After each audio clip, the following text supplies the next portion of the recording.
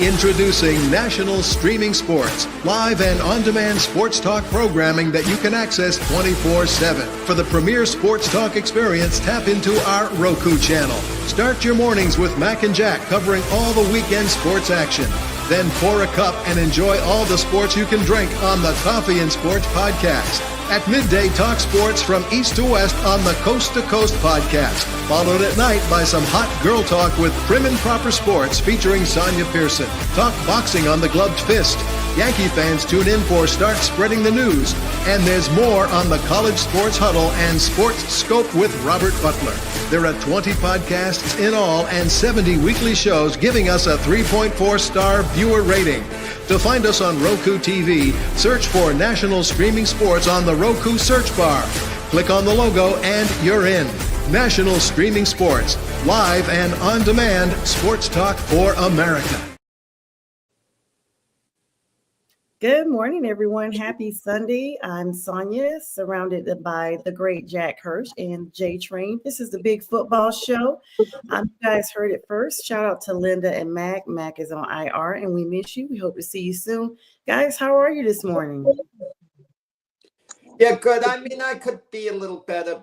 That chain text that was going on yesterday that the people don't know about, Sonja, with you, J Train, Keith Engel, and Pags. Notice I didn't partake in it. It was a chain text trashing Aaron Rodgers based on a rumor. I wouldn't partake in it. Aaron Rodgers is a legend of the sport. Show a little respect. So I guess rumors are usually those things that we find are not really true, but it is true because I know Yahoo is not just going to, spread any slander. Aaron Rodgers didn't want to come back. And speaking of coming back, it's the one and only Keith Engel. Good morning. How are you guys? How we doing? Doing great. You came in just in time to referee the situation here with Jack, saying that our group chat was just nothing but slander of Aaron Rodgers. Well, but if he deserves it, what can I say? I slander a lot of people on my show. I worry about lawsuits every week, so I understand Jack's comment, I guess. It happens. J Train, I knew you had something to say. What was your thoughts as I introduced Keith to the audience? Oh, I mean, nothing. Aaron Rodgers has just been Aaron Rodgers. You can't slander anything that's showing evidence. It's just been evident. Everything's been doing, man. I was in his corner. I was in the Jets corner at the beginning of the season. I picked them to win because on paper they look like the team to beat.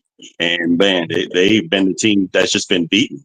And it seems like more internally than it is from any other team. So.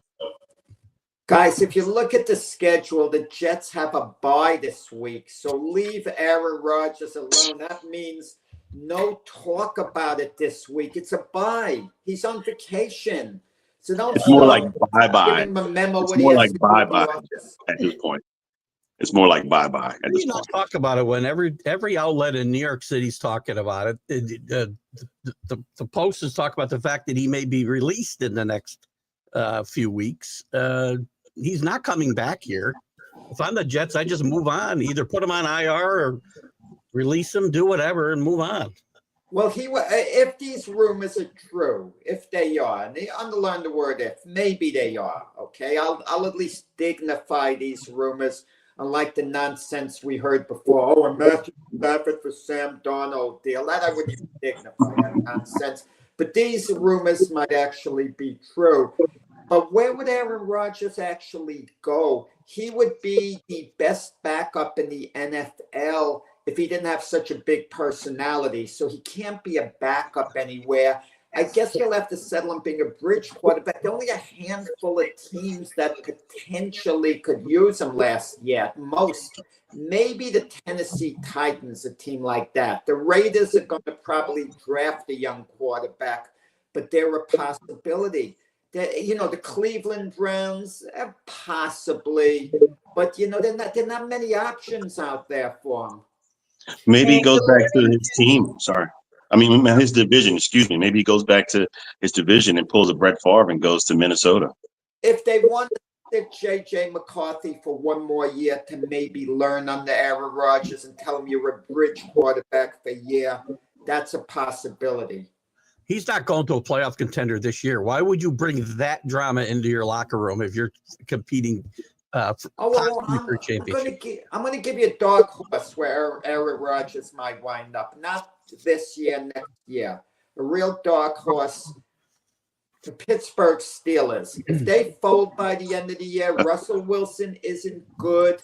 I could see them bringing him in, with Justin Fields. They're not overly high on Justin Fields, the Steelers. I could possibly see that because keep in mind, Mike Tomlin has observed Aaron Rodgers all these years. He lost to him in the Super Bowl, and he might be thinking to himself, he's got enough left in the tank to get the job done within our scheme. So that might be a real dark horse there, the Pittsburgh Steelers. And let me just take a moment real quick to say good morning to all the commenters coming in. I wanted to definitely get here now because Excalibur Force, good morning. I'm glad you said you got audio. I literally went down to check that when you said there was no audio. I saw your comment. So I didn't see there was an issue on my end, but I'm so glad you got it. And hello to Richard. Good morning. And of course, Keith Engels putting up his "You Can Support" by sending stars. And a lot of comments this morning on this Aaron Rodgers, I don't want to say debacle. He's been a piece that has been crumbling all season. And I have no rhyme or reason to say either way about Aaron Rodgers, but we've talked about him ad nauseum this entire season, his lack of trying, even with his mushroom retreat before the season began. And now, and this honestly goes all the way back with Rodgers with Green Bay, and Green Bay Packer fans are now coming out basically saying the same type of situation happened there.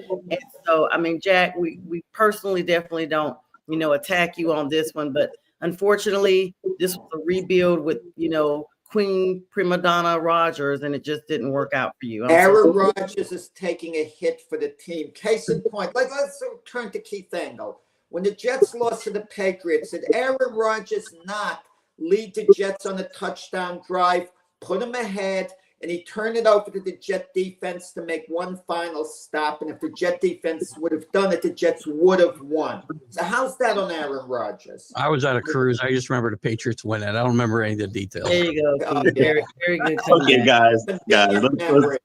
Keith's only here for another. And as far as Jay Crane goes trashing Aaron Rodgers, if his phone rang and they told him they essentially just cut Derek Carr for Aaron Rodgers, Jay Crane would get all excited. No, I would not. I'll be honest with you. Not at this juncture. Not at this juncture. We've given Aaron 7 minutes beyond what he deserves. Yes. Keith, we know we got you in here for a limited amount of time. Let's go ahead and get your spiel on yesterday's college football activity. A lot of close calls, nail biters once again, and the SEC is still all jumbled up. Georgia's still not ranked like they were in the past. What were your thoughts on yesterday's game, starting with the top ones you ran down with those earlier games? Well, the SEC is in chaos. Georgia's back in the playoff. They are now in the SEC playoff, and they'll play either Texas or Texas A&M, depending who wins Thanksgiving night. But a bunch of teams took themselves out yesterday. Colorado, Ole Miss, maybe Alabama. I'm not sure. Alabama will probably still be in the rankings this week, but if A&M wins the title, they're going to drop out. And by the way, I don't know if it's such a good thing that Georgia is in the title game, because if they lose and have a third loss, they may very well find themselves out of the 12-team playoffs. So this is a quirky thing that we've talked about that can happen here.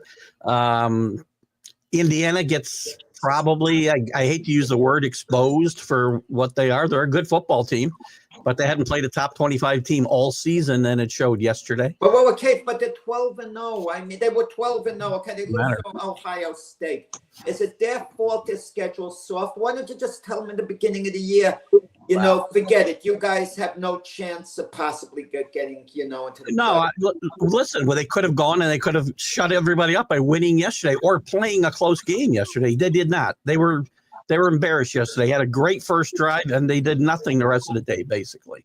They couldn't stop the Ohio State pass rush. Their special teams were horrendous. Special teams probably cost them the game with a blocked punt and a punt return for a touchdown. So again, Indiana will probably this week, I think, stay in the peripheral of the playoff rankings. But I would think there is a possibility of people passing them. You're going to see a team that was unranked 2 weeks ago, Arizona State, play for a chance to get in the playoff. That's what's crazy. This has been people who were against this 12-team playoff because they said the regular season wouldn't matter. I hope they are all shut up, because every single week has mattered, and it will matter the next few weeks. The things that matter the least, a couple will matter. They still matter. I shouldn't say they won't matter the least. It's a playoff. The conference championship games are going to take on less significance if we see Georgia get there and lose and not be in the playoffs. Then you kind of get penalized for having to play an extra game. That's going to be crazy. If they miss the playoffs, that's insane. Like, that's literally like unfathomable. So, Keith, does BYU's chances get dashed because of 2 straight losses like that? Yeah, I think BYU's out because I don't think they can make the championship game. So there's no way to beat Big 12's getting 2 teams in. They're getting the winner, and that's it. The ACC before yesterday, I would have said the same thing about the ACC, 1 team. They have now, with everything that happened yesterday, there's a possibility 2 teams get in from the ACC. I was berating Indiana a minute ago. I got it. The team I root for is the Miami Hurricanes. They haven't beaten a ranked team all year either, by the way. I shouldn't say they beat. No, they haven't beat they beat nobody ranked all year. Nobody.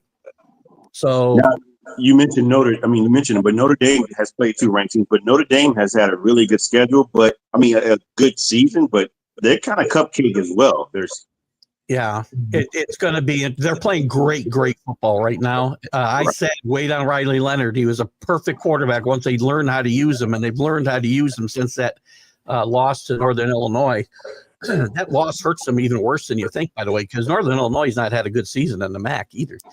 But Notre Dame, I think, is a big winner from yesterday, because I think they may pass Penn State, who just barely won at Minnesota. And I think I gave you Minnesota the other day when we were talking about it, Jack, when I gave my 3 picks. I picked the Notre Dame game over. I picked Minnesota, and I can't remember who else I picked, but I think I was 3-0, which is ironic because I didn't bet any of those games yesterday. So. And good morning to you, Matt Henry, Buckeye Nation. He says, coming on. Keith, everybody loves college football, and you always bring out all the fans. So thank you again for being with us this morning. It is very competitive, and it's this. This is what we talked about when you start bringing in other teams as part of the division. The Red River rivalry, and these kids are forever storming the fields. I mean, it just looks so unsafe. There's no way you're getting to your car anytime soon. I don't know.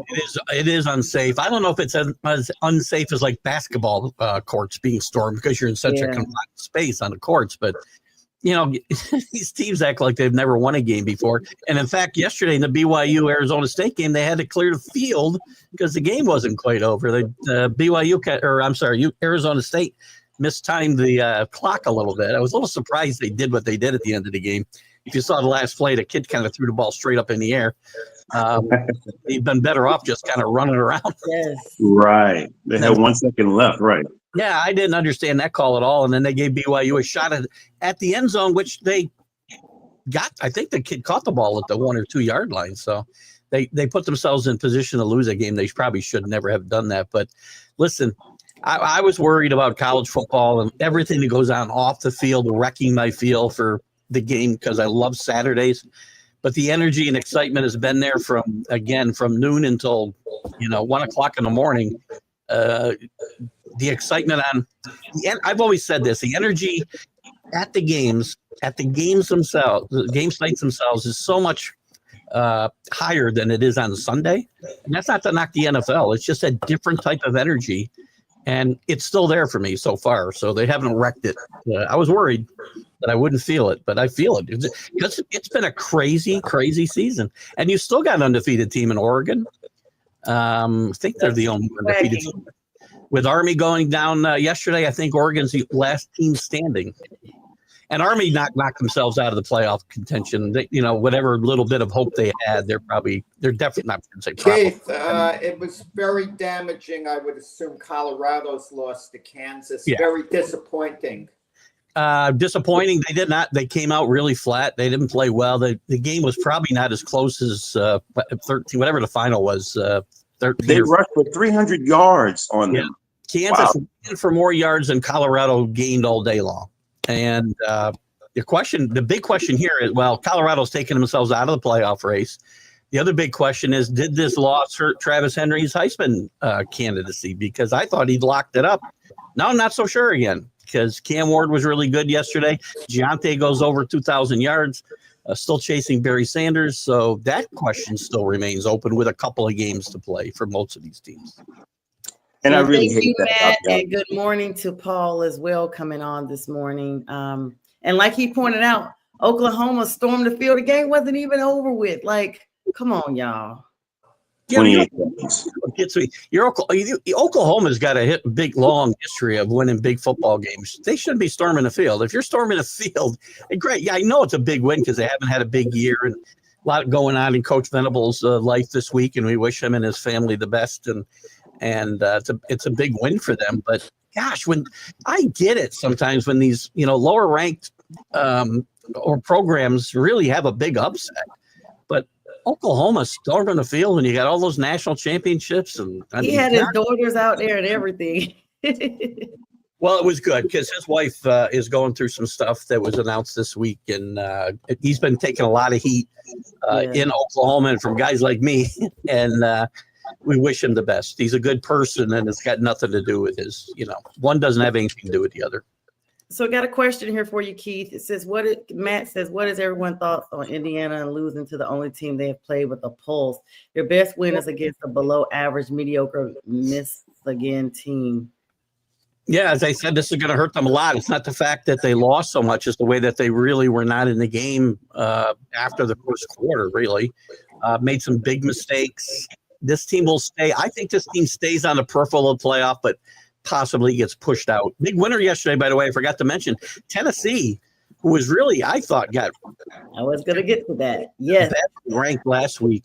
They're now back in because they were out last week. Even though they were ranked 11th in the poll, they would have been out because Boise State would have moved ahead of them, and the Big 12 winner would have moved ahead of them. That's crazy. That's crazy. Yeah. Very competitive, and Deion Sanders, looking really good. Still looks decent, but has dropped one. But looking way better than he did last year. Who? I'm sorry, who? Coach Prime, Colorado. Look, they've had a good season. Yesterday was a bad loss, as we just talked about, but they've definitely been a lot better than I thought they would be. Yesterday, where they get hurt, where they had improved the entire season, was in the trenches, and they just got pummeled in the trenches yesterday. And by the way, Kansas was really giving Shedeur Sanders the business every time they could yesterday. He was getting roughed up pretty good. There was a few flags I thought didn't get thrown that maybe should have, but that's what you got to do with those. Yeah, for sure. That knee shot, that should have been a flag. That was Richard brings up Florida's win too. Yeah, dangerous. Yes, I agree. You can't play that kind of football, but that kind of intimidation is what teams try to do with quarterbacks they think are a little soft, and I don't know whether it had an effect or not. They were hitting him early and kicked out of the game who went for his knees or what? No, I believe so. No, he should be suspended for a period of time, not just kicked out of that game. At least a couple of other games after that. Well, college is very inconsistent with their whole. I mean, if he had targeted hit him in the head, he'd been out of the game. But if he hits him in his knees, that's not a targeting call. But it's just as dangerous in a different kind of way. And Richard brings up the Florida win as well. That was pretty good. I mean, I'll tell you what, Billy Napier was probably the most likely coach in the Power Four conferences to get fired this year. He's going to be back next year, and he has not. This team, including me, have kind of run them down this year. They have 5 losses, but every single loss they have, and it was before the rankings or this week's rankings, was to a top 15 team. Every single loss they had was to a top 15 team. They had the hardest. People talk about Georgia's schedule, which was very, very hard. Florida's was even harder, and they didn't navigate it well, but they've had a couple of big wins now against Ole Miss. They beat LSU just last week. So Florida's starting to get some momentum down there, and Billy Napier maybe won't just save his job, but maybe he'll turn things around down there in Florida. Excalibur's talking about the Memphis Tulane game, Thursday night, Navy versus East Carolina. Oregon State versus BSU Friday morning. It's going to be a busy, busy week. Well, Thanksgiving week, lots of games. We got games Thanksgiving night, Texas Tech the same time. I don't know. I think there might be another game as well. I haven't looked at the exact days and times, but you got Friday after Thanksgiving is always a big day for college football, and now the NFL is moving into that territory as well. But you got 2 big weeks of the regular season, then the conference championships, and then you still got Army Navy after that. So lots of exciting. This poll will change every single week until we're done. Probably the only thing that hasn't changed is the top 3 week after week. What do you think about Georgia's defense not having a few mishaps against UMass? And that game was pretty close in the first half. It was. Again, I don't know how motivated they end up blowing them out. I don't know how motivated they get for playing UMass. The SEC does this, and I guess I got to give them a pass. I used to really ride them for playing these cupcakes in late November. Everybody except Alabama, except a couple. Well, Alabama played Mercer last week, so everybody in these last couple of weeks here will play a cupcake. And look at UMass takes their whatever. They probably got paid $1 million or more to go there and get their butts kicked, and that's what happened. And it's not, that game's not going to hurt or help Georgia. They're going to move up a little bit in the poll because of what happened in front of them, but it doesn't hurt or help them at all. Yeah, Matt Henry says Will Howard for Heisman. We know you don't have a lot of time with us this morning, so J-Train, why don't you get with Keith on these picks here before he gets out of here, and also ask him about his Patriots news. Drake May getting a start again today. Your thoughts on that first, and then J-Train will get with you about the picks. What are your thoughts on your Pats going into today's game? Listen, Miami hasn't played great football, and the Patriots, again, similar to last year, have played well enough to lose games. They've got blown out maybe once or twice, but they've been in games. Last week they were in the game. Drake May, and again, I was against him playing so early because I was afraid for his health and his confidence. The confidence part is not a problem. I mean, even though that offensive line is so putrid, he does have some mobility that Brissett doesn't have. And at least if I watch games and they're losing games, they're at least fun to watch right now. Drake May's fun to watch. I just need him to stop sliding with his head first, and because I don't want him to getting more concussions. He's already got one this year. These things tend to pile up, as you see with the Tua situation and others. So again, they've made progress. There's still a lot of work to be done on the O-line and weapons. They need weapons. They let Tyquan Thornton go last week. He's a big disappointment the last couple of years. I saw the Chiefs gobble them up right away, so he'll probably turn into a star there in Kansas City. but there's still some work to do here, but there's some things to be excited about. There's some really good players in the secondary, and the defense has been, for the most part, okay. And I think I've been hard on Gerard Mayo, who I liked getting the job. I had a little issues with him in preseason and through the early part of the season, but I think he's starting to get his feet under him and taking control of his team a little bit. So it's a work in progress. It's going to be a little while before they win consistently, I think, but I think they're on the right road. Definitely on the right road, and good luck to your Pats on today, especially because they're not playing my team. J-Train. So Keith, I have your picks in the email, but can you just remind me of your picks that you have? Sure, I can. I'd like to remind you that I didn't take any of the teams I took last week. Actually, that was AI. We were talking about AI. I think my AI person I go 0-3 or 3-0 every week. This week, Seattle +1 against the Cardinals. I like Green Bay -5.5 over the 49ers and whatever. Is it still 5.5 because Purdy's reportedly out? Yeah, he's out. That's what it was yesterday. So I'll jump all over that 5.5. It won't be 5.5 if I want to. So you're locking in your rate. Right. Basically. Right. Okay. And I'll take Houston -9. Okay. Tell me why about Seattle. I always like Seattle at home. I like teams getting points at home if they're any good. Seattle's starting to play a little better football. Beat the 49ers last week. Probably a disappointment. And I'm not sure about the Cardinals yet. They're playing good football. I'm still not sure. That whole division is just like a mess, I guess, for lack of a better term.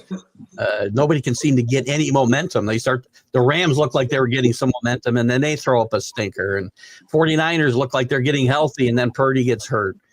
And Seattle has been healthy for the most part, I think, but they just have not got it going. And I think maybe they will. They got a great home field advantage here as well. I don't know, Keith. I mean, the Cards look like they're on their prime position, given the fact that there are some injuries on other teams. But Kyler Murray has been like in prime form. He's been on it, man. He has played well. I don't know who he's been working with, but his game does look like it's taken a step way better. Maybe he knows the plays. Oh yeah, read the books. Leave the video games alone. Right, exactly. The running game has been good. John Connor's been very good in the run game for the most part. They're a good football team. I'm not taking anything away from the Cardinals. I like Seattle at home. Most of the times I've taken Seattle will always be at home because I think they have a huge one of the better home field advantages when they have a decent football team. It's always the 12th man. Plus, I love those quarterbacks. Jack knows I love those ex-Jack quarterbacks. Yes. All right, tell us about your Green Bay minus 5.5. Again, this pretty much comes down to Green Bay starting to play better football. Jacobs is healthy. Love is starting to play better football. And the fact that Purdy's not playing in this game. I don't even know who is playing. I can't remember the guy's name. Brandon Allen, I think, is the guy. Brandon Allen. Yeah, which I think we might be familiar with if we're a Carolina fan, right? Sonja, I'm not sure. Didn't he play there? I don't know. Is it Carolina? I thought he played with the Rams. I'm not sure, but I thought it was Brandon Allen. There was I think it might have been the Rams. I'm not sure. It was another team. I forgot. But he's their backup. Either way, not a terribly successful quarterback. And listen, that's pretty much my whole spiel for taking Green Bay here. Plus, I got to keep pace with the Lions. Green Bay's just a big game in the North. I agree. What about Houston? Houston's just starting to get it together. I think they had that bad loss a couple weeks ago to Detroit. Yeah. The Lions after leading that game and having it well in hand. I think they're getting healthy. You saw Nico Collins. Nico Collins, thank you. Come out big to get started. He's a big part of that offense, and they've missed him a lot, more than Stephon Diggs being out. I mean, I think that would have been a good addition to this team if with him and Nico playing together. But if I've got to miss one of those guys the rest of the season, it's going to be Diggs and not Collins. And I think, and Joe Mixon, by the way, has played very, very good football down there. I think I'm very happy to have him back right now. He's on pace to beat his 2021 career high in 1,200 yards. Yeah. So yeah. Just a little plug here. Brandon Allen was drafted by the Jaguars. Wrong cat, Keith, in 2016. But he also played with the Rams. I remember that. Broncos and the Bengals. And we got a comment here real quick. Excalibur 4 says the Sea Chickens are starting 3 different linebackers, but a more bigger comment, producer Linda, saying good morning, great to see everyone. Good morning, Linda. Mac is getting better. Thank you. God bless him. Heads up comments are coming from National Streaming Sports are going to be Mac. So Mac, hello. So glad you're on watching this morning, and Linda, good to see you as well. And good morning, Almighty Finesse. We definitely are wishing Mac the best. We miss you. Absolutely. Yep. Keep getting better, Mac. Do what those doctors tell you. That's what I keep telling them. Do what the doctors say. And Linda. And listen to Linda, too. Yes, especially. Correct. Well, Linda should also listen to Mac. It goes both ways. Well, he's the patient right now, so. Listen, take it from a guy who's been married 3 times. Listen to your wife. That's all I can do. Thanks, Keith. Wow. Note taking right now. I was going to say so far, but my wife could be listening. I don't know. Okay, J Train, did you get? He gave everything we needed, and that's great, man. Great stuff. That's great. You guys check out Keith. We know he's got to jump out of here and get on his show. Keith is on every day. Keith, tell everybody how to follow you and find you this morning. Oh, you'll find me on my Facebook, TJ Sports Talk Facebook page, my personal page, YouTube, Twitter. I will be on the Roku channel live as well, the national Streaming Sports Roku channel, and we're excited as every Sunday because things go crazy. I have no idea what audio. I had some audio problems Friday as well, so I look at things have been weird lately. Listen, Jack couldn't even get on Thursday. It's just been a whole mess. I felt so bad about that Wednesday actually. And thank you. It wasn't my fault I couldn't get on, you're saying, because I was confused what the heck was going on. It was crazy, but Keith, have a good show. We'll see you soon. Thanks for joining us as always. Enjoy the games, guys. Keith, thank you, everybody. Have a great one. Bye-bye.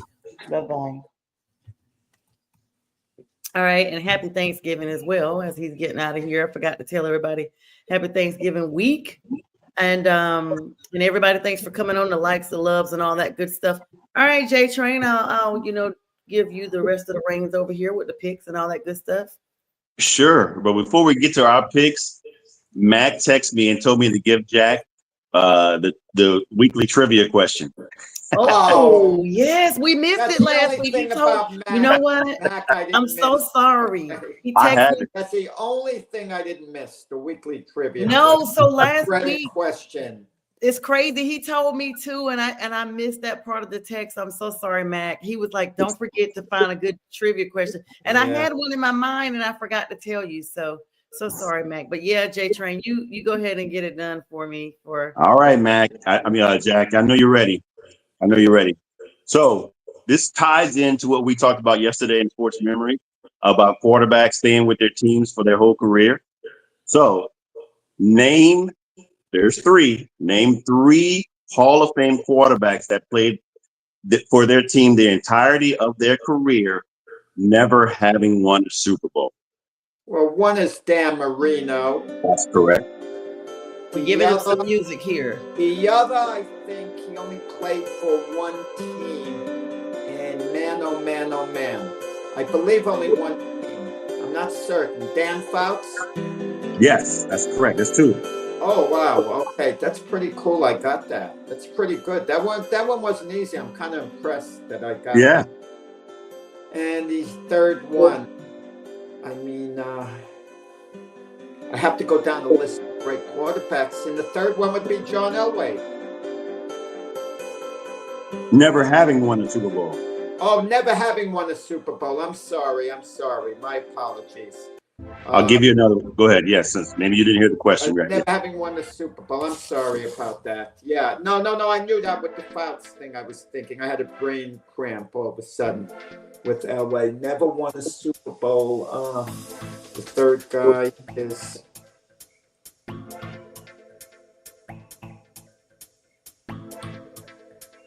Man, oh man. That's a...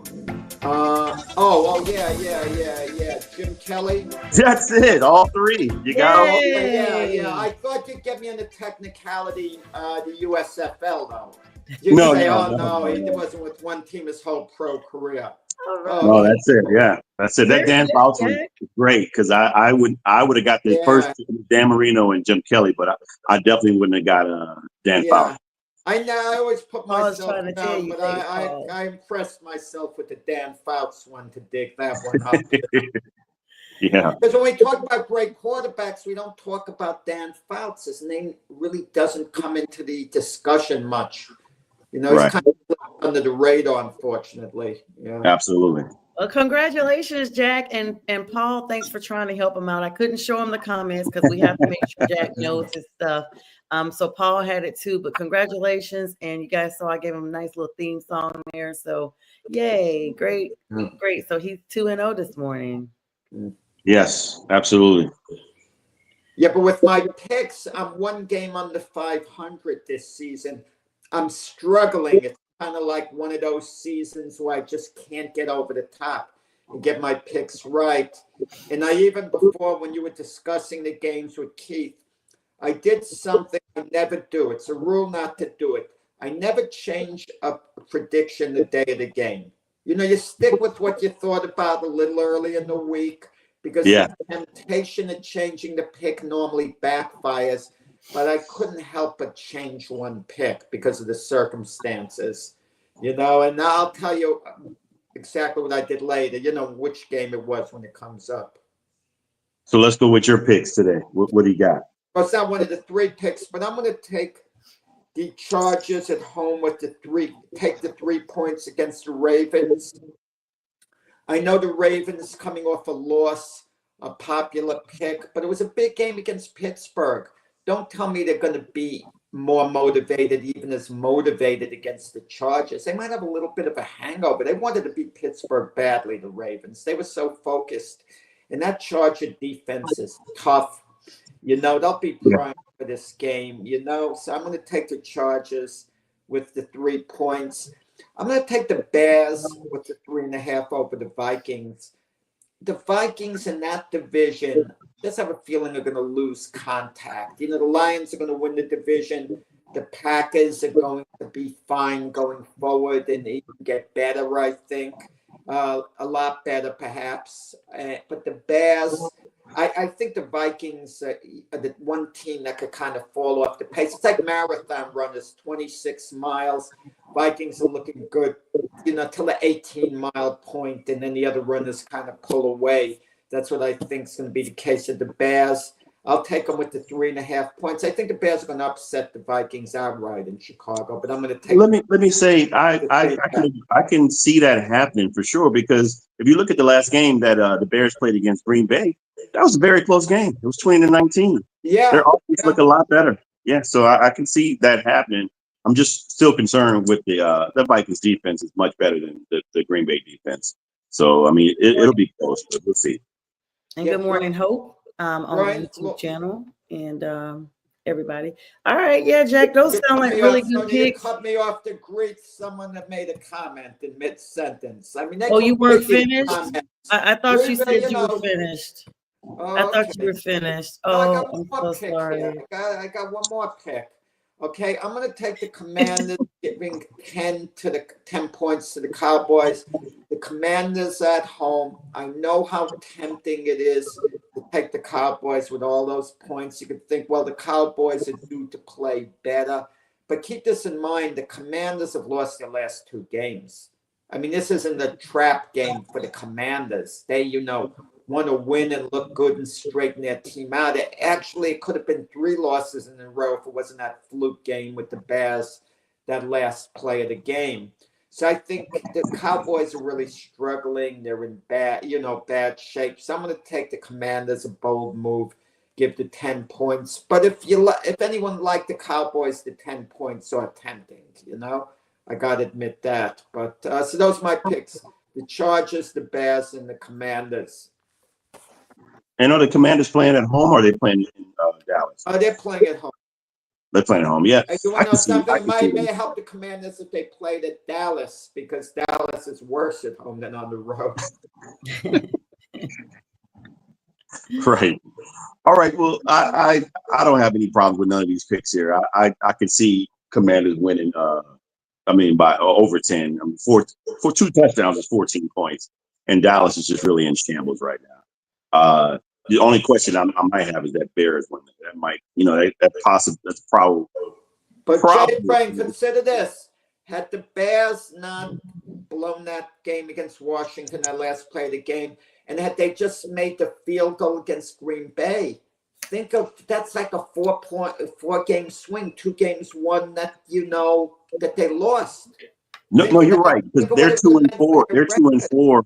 They're 2-4 in 1 possession games this season. So yeah, all their losses were close. Yeah, very close. Well, I'm not even talking about 1 possession games, because that could be deceiving. We're talking about 1 play games.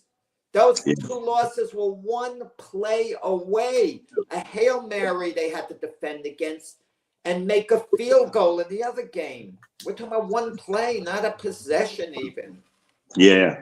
But they blew that game against the Green Bay. They should have won that game. All intents and purposes, they should have won, but it didn't happen. Sonja, let's get your picks out. So first of all, I'm gonna go ahead and pick my team today, Carolina. We are not getting beat by that many points. We either gonna win. Listen, y'all laughing, but the last time I said that, what happened? We freaking won. Okay, so yeah. I'm gonna go ahead. Carolina's coming off of a bye week. Yes, it's the Chiefs, but who the what cares? We're so sick of him. They're not going to get beat by, what was it, 10.5 points, some crap like minus that. 11. I mean, they're plus 11. That's plus 11.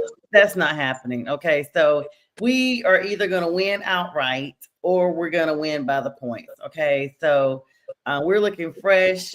Bryce is coming into his own. Bryce is ranked higher than he has ever been ranked in his NFL career. Everybody's healthy. Adam Thielen is back. Okay, pull up. We in Carolina. Stand 10 toes down. We in this BOA. Roll with us. Okay. Your rookie running back's making his debut too. Yes, there you go. Jonathan Brooks, the rookie running back, is finally healthy. Xavier, look at, like, we got our squad. As they say, squad, we ready. We are ready. And we already have won what? 3 in a row. So let's roll with us. We ready. Well, 2 in a row, I think. I don't think it's 3 in a row. But, okay, and I'm gonna tell you, like you told me a while ago when I was greeting somebody, you interrupted my picks to comment on whether or not we won in a row, Jack. I'm interested in facts. That's what I'm. No, I know. 2 in a row. Okay, so in my mind, we won 3 in a row because we're winning today. Okay, so go ahead and count this is a trap game for the Panthers, perhaps having the Chiefs. Is that what you're saying? Well, I don't know. I mean, maybe if you had picked them, you could elaborate on that. He's taking a shot at me, Sonja. The only way J Train lives down his comment earlier the year about the Eagles being a trap game for the Saints. If you call the Chiefs a trap game for the Panthers, then J Train is on parole. He's off. You know, I really don't know if I really believe trap game is the right word I would use here. The Chiefs are coming off of a loss. Yes, some people say, you know, when you come off of a loss, that makes you more vicious the next week because you don't want to drop 2 in a row. And you definitely, as a Kansas City Chiefs reigning Super Bowl champs, don't want to start a losing trend. But let's be clear. I mean, the Panthers have the home advantage. I gave you all the other reasons why we really should be able to play good ball today at a minimum and be very competitive, no matter who it is that we are opposing. So when you do that, when you talk about those facts, plus everybody coming in, I mean, I don't know if I would say this is a trap game. I think this is going to be a good football game. I think it's going to come down to who plays better ball, who manages the clock better. And if you don't want Patrick Mahomes to score, you got to keep him off the field. So I think it's going to be one of those days that I hope the defense is ready for when he does come out there to hurry up and get him off the field. And I hope the offense is definitely well rested because we're going to have to play all 4 quarters and stay out there and keep the Chiefs off the field. And I think that's what it's going to come down to. Like I said, Carolina is going to win either by the point spread or win outright, and I stand on that. Make sure you save this clip because I told you first. My next pick is going to be Houston. CJ Stroud, even though he suffered a sophomore slump, I think that Houston is going to win on this pick either by the points or outright as well. I just don't see them going in like who are they playing? Tennessee, right? Yes. Yeah, the Titans. I'm not sold on the Titans. I mean, they're still under this whole maturation phase with their new coach after Vrabel's left. They also lost Derrick Henry. I mean, we just can go through a list of issues that Tennessee has already had prior to those 2 things changing with their coaching and their playing staff. And Will Levis is just not on the level enough to rein that team in under his helm. They're all over the place right now. Now, it could be a sneak, but I just don't see it. I think Houston gets this the AFC matchup. It's the time of year that we see teams in divisions really have to play better football all around because this is the time that these playoff positions are starting to formulate. So I think Houston stands up on this one, and they get it. The Philadelphia game, I mean, I know Jack always tells me don't say this no-brainer, okay? It's like I'm saying, I feel like it's the Eagles. They're flying high. You know, shout out to Pags. We miss you, brother. When you can come in and jump in on with us, you definitely got the invite. But Philadelphia is just one of those teams that have started to gain momentum. And as opposed to last year, this time where we saw them starting to crash and burn, it's the complete opposite. They are ascending. So Philadelphia is my 3rd pick going into this week's pick. You think the Eagles are no-brainer against the Rams? Yeah, I mean, they got Saquon Barkley. He's playing, listen, him and Jalen by themselves you know, I feel like they're set up. The Rams have been a hit or miss team, honestly. You know, people are like, okay, yeah, they're here, and you expect one thing, and then they come in and you're just like, what is going on? I think there's some sort of like, it's almost like there's an anomaly once they get out there, and you can't put your finger right on it. That's just not matching up perfectly when they take the field, but it's a hit or miss. So that's why I'm not really sold on the Rams. And again, it's Philadelphia. They're trying to be very competitive for the NFC. I mean, you got to compete with teams like the Lions. This is week 12. It's play or go home right now.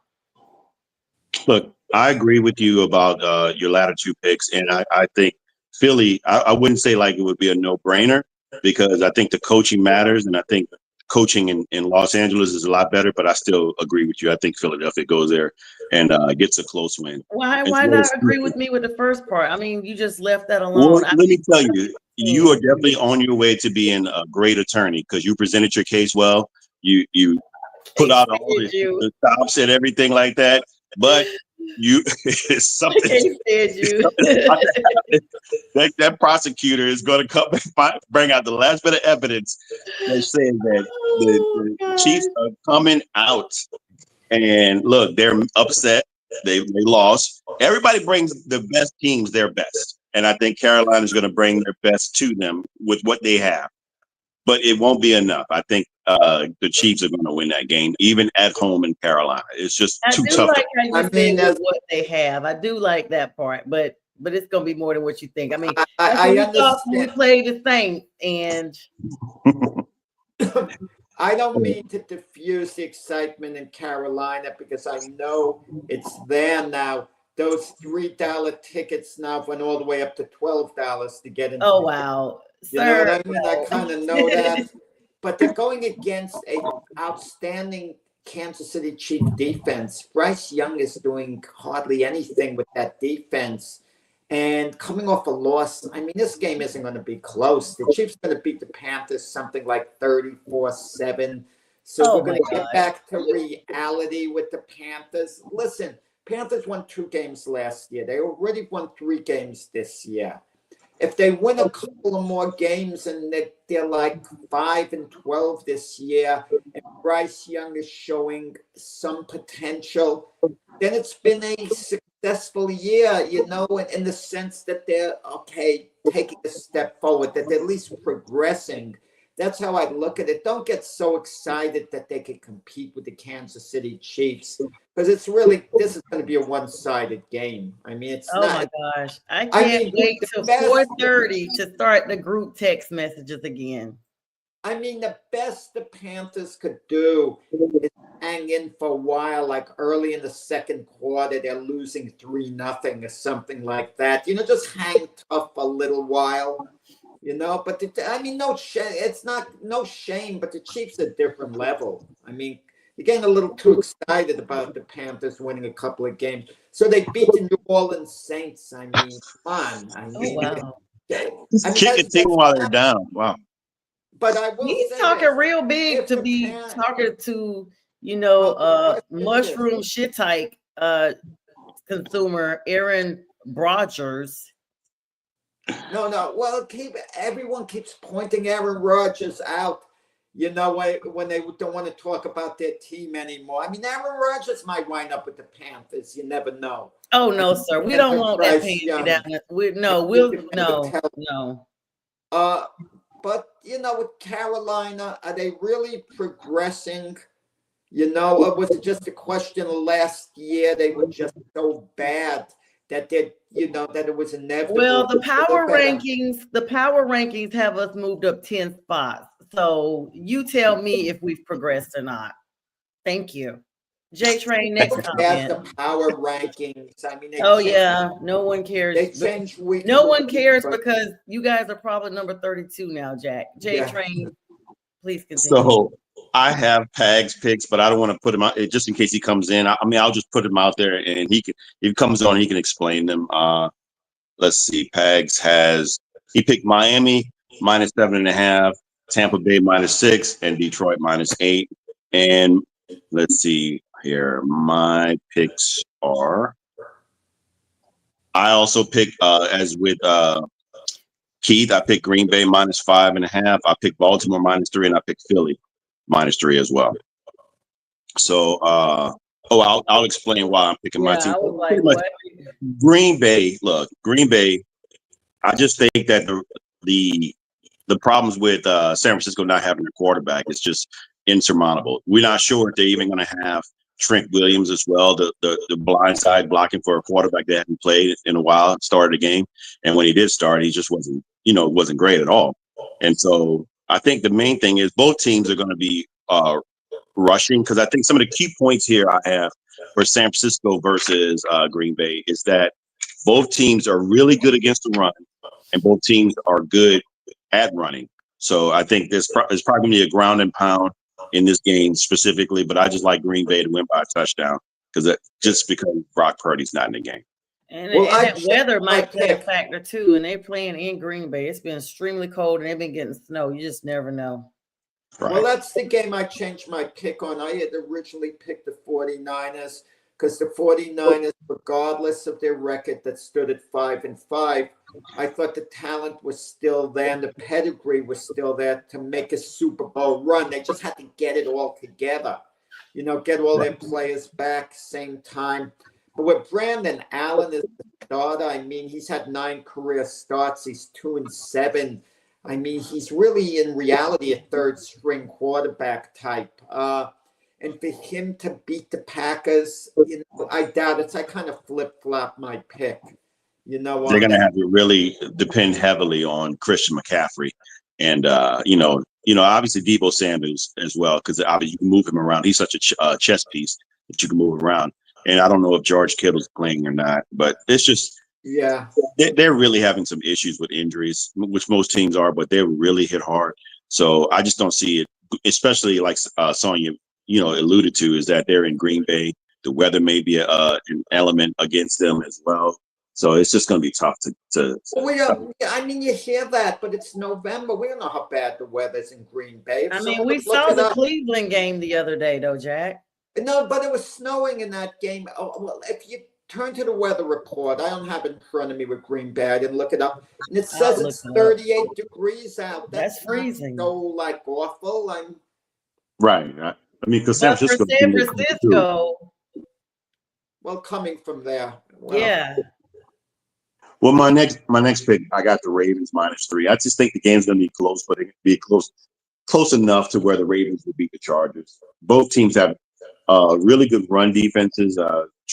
Ravens have a bad pass defense, and I think you were looking at Justin Herbert. He's actually showing that he's a lot better. He's playing to form of what he played early on in his career, so he's starting to look a lot better. So I think not John Harbaugh, Jim Harbaugh is getting a lot better usage out of him, and the run game as well is with J.K. Dobbins. They're doing well too.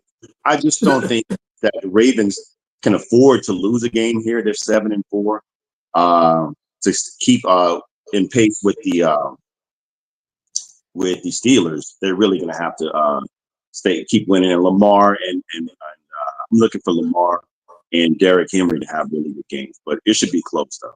That's going to be a good game anyway, because the brothers are facing each other for the third time in their NFL careers. The Harbaugh coach brothers. I mean, that's going to be a good one. And just a small plug, Green Bay's forecast is the same temperature as it is in Atlanta right now, which is 44 for the high today. And it's 44. Well, that's not bad.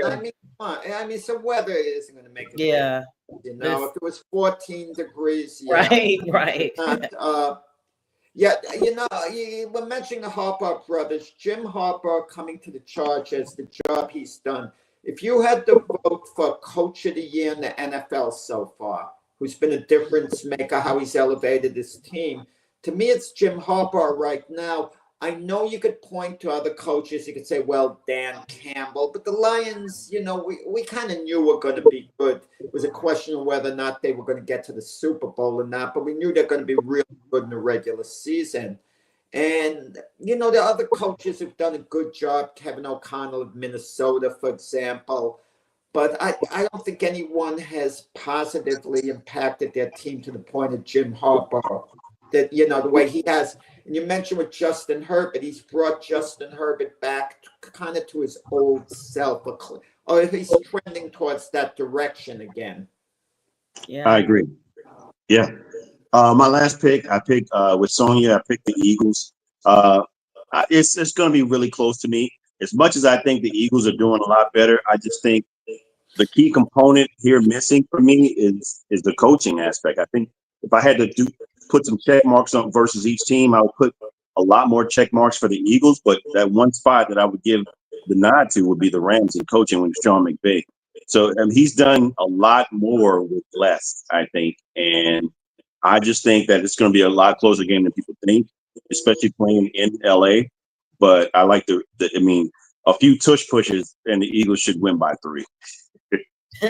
What is wrong with Nick Sirianni's coaching? I don't get it. I mean, Pat said, he'll be in the hot seat again if he loses, the next game. He's always one game away from being on the hot seat. What's the matter?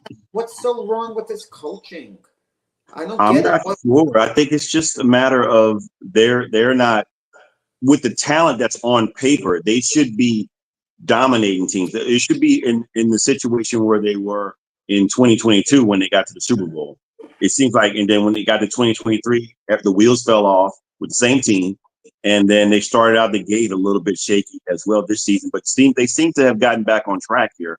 But I guess the jury's still out. You're not sure because I think you should be doing a lot more than what they're they're giving you. 8-2. You I can't agree. expect more. I mean, don't tell me the talent says they should go 9-1 or 10-0. They're 8-2. They're doing about as well as they can do, and considering how poorly they finished last year, to get it together this year again. I mean, come on. I guess. I mean, look like they're turning the tide right now with the last few games they played, but with the way they were winning, they didn't seem like the team that was winning those games. They just seemed like, okay, maybe they're winning because other teams are losing, not playing well. Would you agree? Would both of you agree with this? If we had to say an MVP, maybe Saquon Barkley. He's a dark horse for sure. I mean, you're going to look at guys like Josh Allen. I don't know about. Obviously, with Buffalo, would probably get my vote, but yeah. He's a dark horse. I would put him in the last.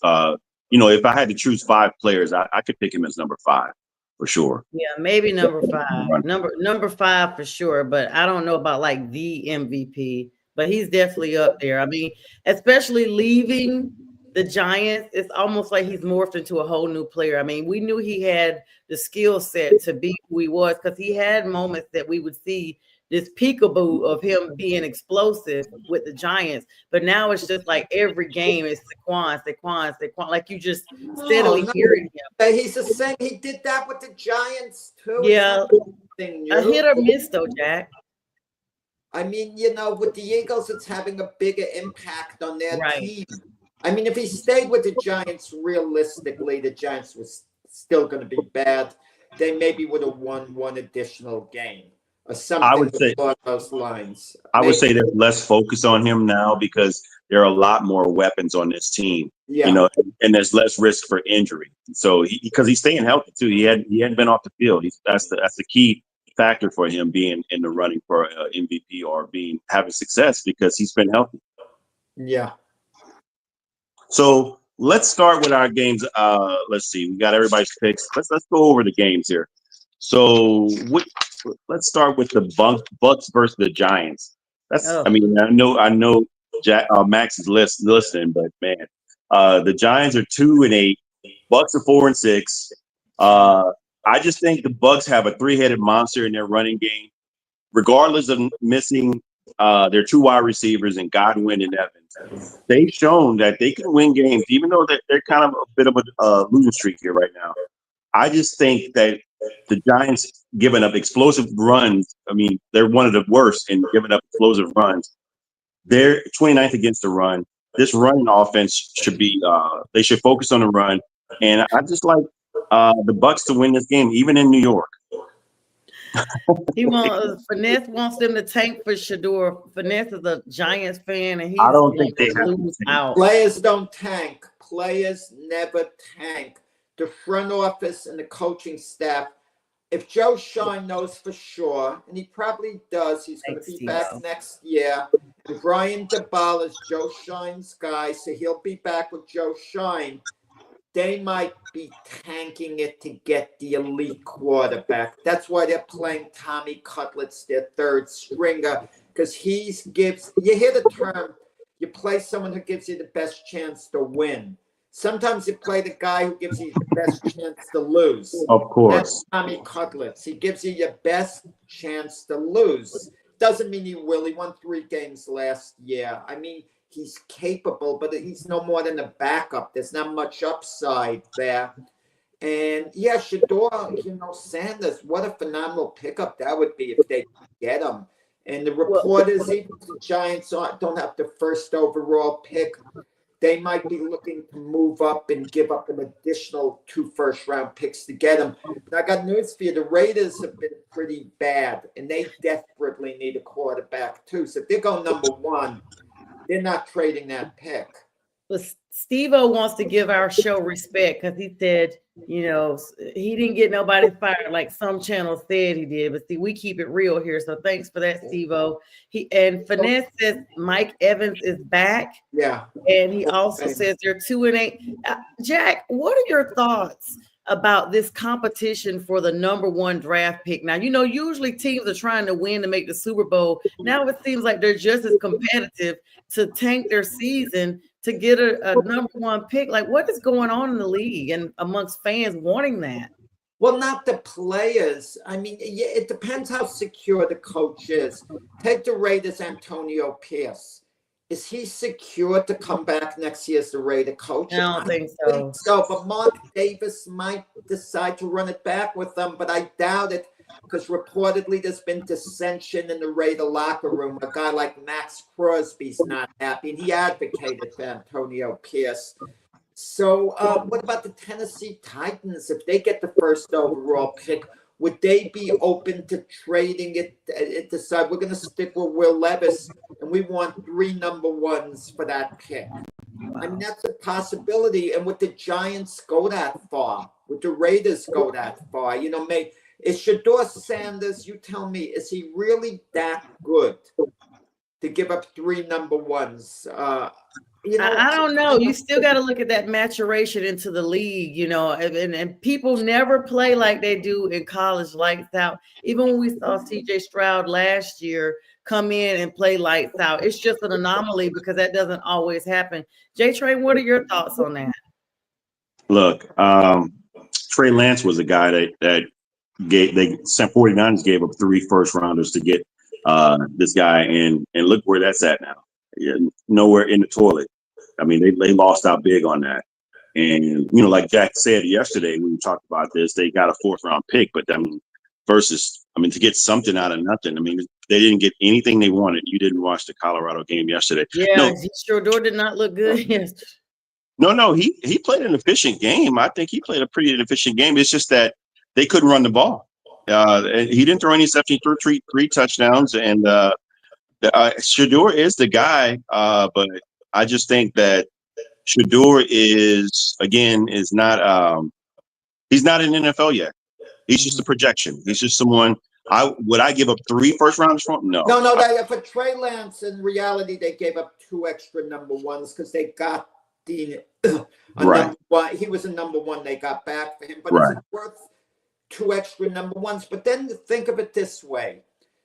That's basically 2 extra number 1s are like giving up 2 extra players, and you never know how good those 2 extra players are going to be. You think they'll probably be good because you're picking very early, getting really talented guys.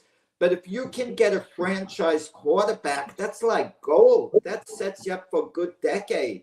And to me, it's worth a gamble. I like Shador Sanders a lot. I really like him a lot. He's so mobile and he can run. So that's, if it's just a pocket quarterback, that would be one thing. But he creates plays. That's the thing I like about him. And I think he would be worth it. So I think the front office is getting back with the Giants. I get the feeling that they're tanking it now. You hear Dexter Lawrence is unhappy. The other guys in the locker room are unhappy. and it's an ugly situation. And I don't think Shine and DeBall, they have it in their head. Of course, listen, Brian DeBall's going to coach to win. Don't misunderstand me. If they win games, he's not going to be sad about it because he's a competitor. But then again, they understand that, it benefits them to keep losing as well. Yeah, it's pretty rough out there. Yeah. Okay, so let's go to our next game. Cowboys versus Commanders. They're playing in Washington. Cowboys are 3-7. Cooper Rush is starting the game. Again, Brandon Cooks is back, so they have another wide receiver.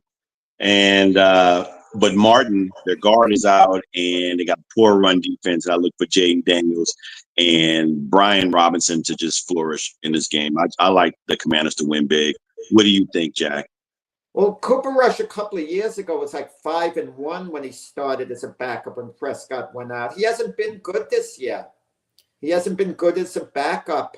I mean, the Cowboys have just played poorly. I kind of wonder if they just lost it, basically, as a team, kind of lost their way. Guys like Zach Martin are getting a little older. They didn't make the offseason moves. And you kind of wonder the enthusiasm level. The tackling hasn't been good. Micah Parsons is going on and on how talented and good they are. But, look at them perform on the field. It's you talk about the biggest lightning rods. I mean, you guys on the show never mentioned Micah Parsons. He goes on and on and on. And I feel like telling him to shut up, you got to show some leadership there or something, or try to rally a team. And today's going to be kind of a little bit revealing. If the Cowboys show up and they beat the Commanders in Washington, they make a little bit of a statement that they might be relevant the rest of the season. I'm not saying go to the playoffs, make that type of comeback, but all of a sudden they'll show us, hey, they're still talented. They could still maybe do something with the remaining time left in the season, but I don't anticipate them winning in Washington. And if it gets ugly, if they lose badly, like by 3 touchdowns, I mean, the Dallas soap opera with Jerry Jones, it's going to take a bad twist again. Sonja, hold on, to piggyback off of what, I know you want to say something about the Carolina. Yeah. Go ahead. He got some nerve. If you guys were better, you would have won. Sit down somewhere.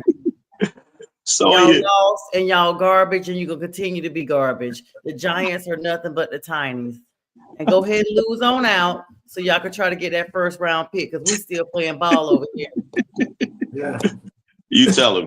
Look, Sonja, to piggyback off of what Jack just said regarding Micah Parsons, I know Draymond Green has his own podcast and he talks a lot of trash, but he does this while they're winning. If you're someone in a situation where you're in the Cowboys and you're 3-7 and you lose your game, you're losing, and you go straight to podcast and start talking, should you really be doing that? I mean, should you just pull your team in the locker room and say, this is what we're supposed to do? We need to cut social media out. We need to focus on winning. We were 12-5 the last four seasons. Why can't we do that now? I mean, what happened? Why did the wheels fall off? Let's try to figure this out. He's saying we're still a good team, but like Jack said, the proof is in the pudding. There's nothing there that suggests that you're any good at all. I mean, totally opposite of what you're saying. I mean, evidence is there. So what do you think about that? I mean, right now, I feel, and this is no disrespect, because trust me, my team has its own situation. But I think right now the players are just as delusional as the fan base. This is who Dallas is. I think Dan Lanning said it best: clicks and likes. That's all they care about. I mean, they're putting out videos right now. I was looking at some videos yesterday. It's bad when during the game they're already putting up posts on their social medias. I'm talking about fans saying, this is just who we are. Before y'all say anything, we don't like Dak, But if Dak was 12-5, y'all still like him. But as soon as he's losing and now he's out. Dak is whack and all those comments. It's just trying to save face because every year this is their year. And let's be honest, they probably already got their next 5 years of hashtags of this is our year already ready to go on social media. It's clicks and likes. They do need to pull it back. We talk about this all the time. This is an era where everybody is so social media and AI driven that they pull away from the natural talent and enjoyment of what the sport is supposed to be. Everybody is always, even the schedule is AI generated when you're matching up opponents. It just takes the enjoyment out when you're removing so much of the human natural element for it. And so I think this is one of the situations they do need to shut it down. They almost need to put one of these barriers up when you come into the training facility that you don't even got a phone signal. You don't even got a phone signal. Let's take it back to the 80s when nobody had cell phones. That's the last time they, look competitive to the 80s and the 90s. Let's take it back to that and remove all the outside noise. Focus on what's in the locker room, focus on the nucleus, and try to pull it together. Like Jack said, they were 5-1. Cooper Rush was playing last time. What is going on? But my main thing is they got rid of some people that they should not have gotten rid of in the offseason. They should not have gotten rid of Gallup.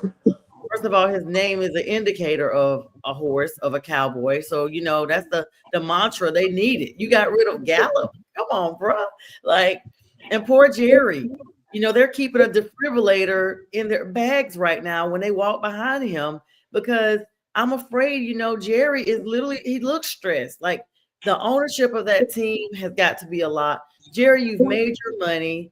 You've paid this young lady off for child support from 60 years ago that you've got. Oh, come on, we can't. Come on. And he needs to just focus on retiring and enjoying the game and enjoying his money. Like, you don't have to continue to be hands-on with this team to enjoy the game. You made your money. Let someone else that's able to go out and get talent and manage everything do what they need to do best.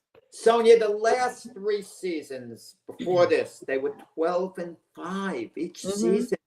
12-5. They're having a bad year this year. Everyone was ready to jump on Jerry even in the off season. They only didn't get it done in the playoffs. They suffered a terrible loss to the Packers in the playoffs. Everyone was stunned. Dallas fully expected to win that game. No one could see that coming, that type of loss. And all of a sudden, Jerry doesn't know what he's doing. He knew what he was doing the last 3 years. I mean, look at their record. He's an easy mark, Jerry Jones, to say just get rid of him. He doesn't know this. He doesn't know that. But compare the job the Cowboys have done to other teams. Compare them to other teams over the years. You could say Jerry's been an average GM if you want. You could say he's been a little better than average, maybe a little worse. That would be fair.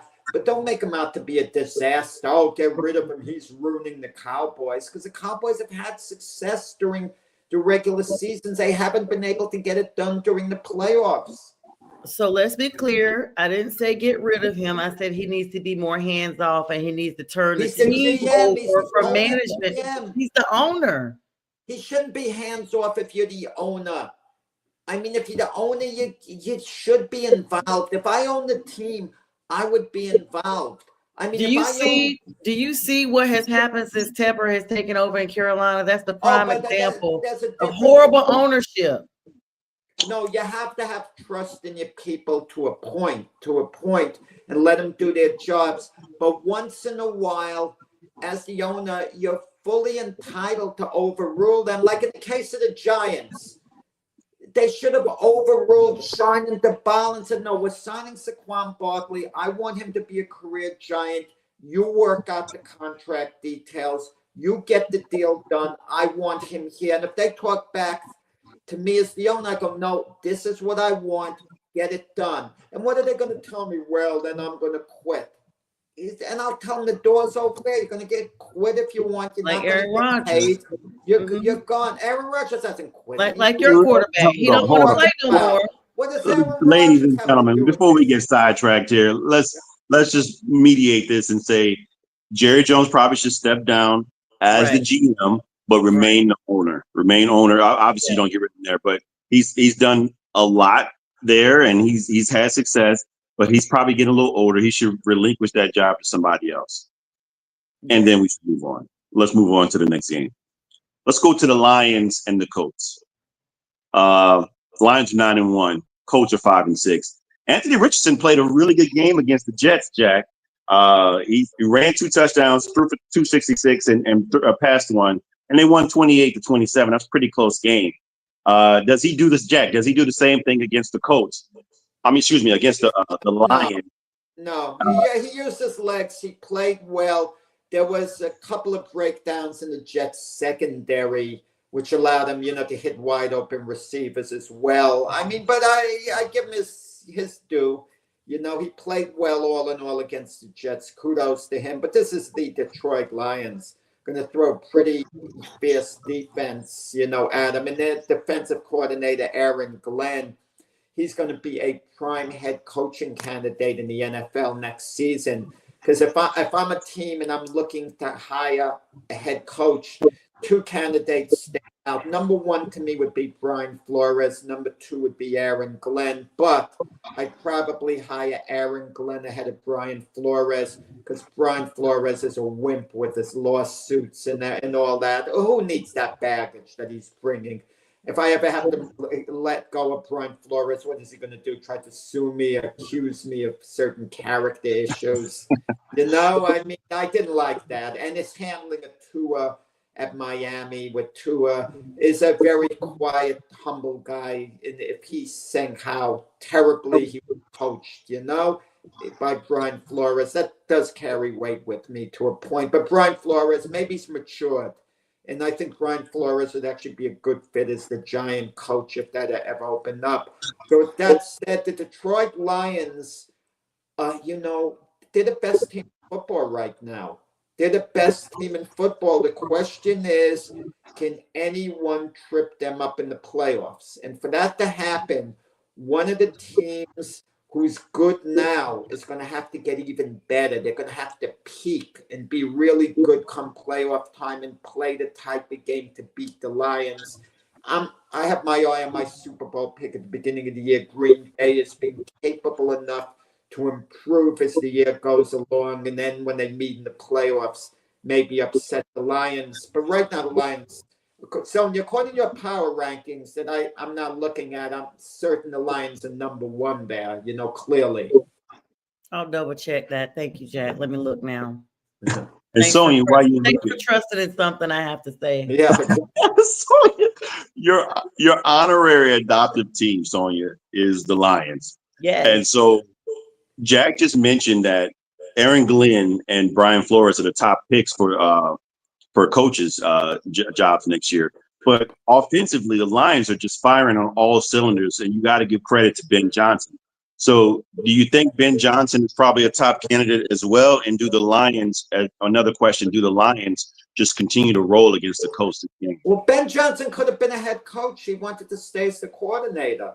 I can't even get my answer out. I thought he said Sonja. Jack, your time has expired. I'm so sorry for right now. I know your first name starts with a J-A and mine ends with a J-A, but he did say Son in first of it. Yeah. Go ahead, Jack. No. The play continues when the final buzzer goes off. The play's in motion and the clock hits 0. I'm talking, the play continues on until the play comes in. Or penalty doesn't end the game, and you were offside, Sonja, so I got another play. I'll just wait then. Go ahead, Jack. You got it. I got a penalty, Jack, for delay a game. Please, Jack. Delay a game. I got to delay a game. Please go ahead, Sonja. So to answer your question, every year we see a team that's doing really good. The first thing that teams look for is like, oh my gosh, that's a great offensive coordinator. He's gonna make it. Like they literally speak after offensive coordinators a lot. And I think that this is just one of the things that maybe Johnson is just happy where he is. He sees the success. He will be sought after. And I did check these power rankings. Absolutely. Detroit, D-Twizzle, the Lions are roaring at number 1. And it doesn't even matter who's number 2. But because number 2 doesn't count. Shout out to Austin Powers. It's actually the Chiefs. And then the Buffalo Bills are right behind them. And the Eagles and the Steelers are at number 5, despite losing to the Browns in that snowfest the other day. But I will say, definitely going to be sought after. I don't think he's going to leave. I'm going to tell you the reason why.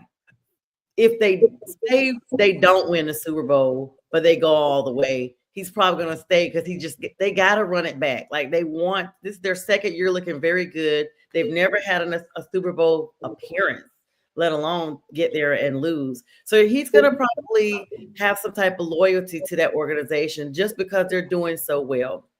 And if they do go to the Super Bowl and win, then they're going to be probably trying to pay him a little extra moolah because he got them there. Steve-O is saying, where are the Ravens? I don't know. I went through the top 5, Steve-O, and since you had that comment earlier talking about comparing to Carolina, why don't you look up where the Ravens are on your stats, sir? So you're both telling me that Ben Johnson, if some team comes to him and offer him, they pull up the Brink truck and offer him a load of money, he's not going to take it. The temptation is not going to be there at all to leave. I understand he's comfortable with his family where he's at. Everybody's good, and they're paying. I think he's the highest paid offensive coordinator, but you can only make so much as an offensive coordinator. Sometimes you got to take the reins as a head coach, at least see where you are. I mean, maybe he's not comfortable in that leadership role. I don't know. Maybe that's the case, but I'm just thinking that at some point somebody's going to offer him a lot of money, and he's going to take the position at somewhere, and it might be this season. Yeah, but keep in mind these respected coordinators, when they become head coaches, it's a whole different thing, completely different. So who knows how successful, he would be if he went elsewhere. I mean, just look at the Jets situation. Robert Saleh, highly respected defensive coordinator, the 49ers. Okay, 49ers had an outstanding defense on them. He comes to the Jets. I have to tell you what happened. Brian DeBall, successful, offensive coordinator with the Bills. The work he did with Josh Allen there, so on. He comes to the Giants, the offense, what's it been? We know what happened with Salah. We know exactly what happened. They need to rehire that man back. The pansy went in there. The pansy is the reason why he's not with Green Bay. I mean, the Jets. The pansy is the reason for that. I mean, get off it. Aaron Rodgers has had nothing to do with the Jet defense being disappointed. J-Train, no, we're not going back down this path. Let's not drag it. They're not even playing today, so let's exactly. They're not even trying to keep them relevant. The Jets are not losing this week. Yeah, that's true. They're losing even on their bye week. You can all agree that the Jets aren't losing this week. Next game will be the Vikings versus the Bears. Vikings are 8-2. Bears are 4-6.